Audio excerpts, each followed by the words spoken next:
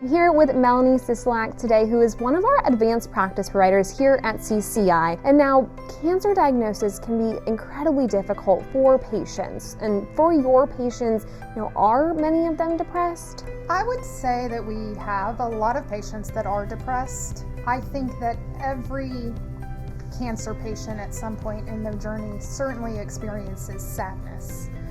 I think that there is a loss of the person that they were before they ever received that diagnosis. But I think it's important to differentiate between sadness and depression. Sadness is an emotion. I always tell my patients it's an emotion that God gave us, and it's an appropriate thing to feel at certain times.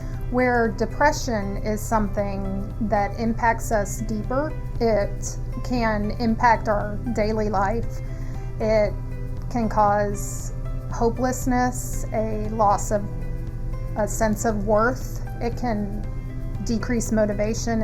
When do you find that most patients encounter depression during their cancer journey? I think that that's individualized to each person. The journey can be very long when they're dealing with cancer. Sometimes people experience depression in the beginning. Sometimes people experience depression as they're going through their treatments.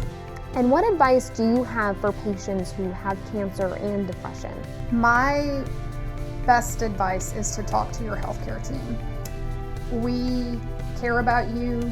We want to help you. We do have support groups here at CCI, which can be very helpful. Oftentimes people just getting in a setting where they have someone and other people that have a like situation and they are able to discuss it, that can be helpful. Sometimes people need a referral to a licensed counselor. There are times when people choose to seek out spiritual help for their depression. And then sometimes we do have to start patients on medications in order to help them. Well, thank you so much, Melanie, for joining us, and thank you all for joining us for this month's App Chat. We will see you next month.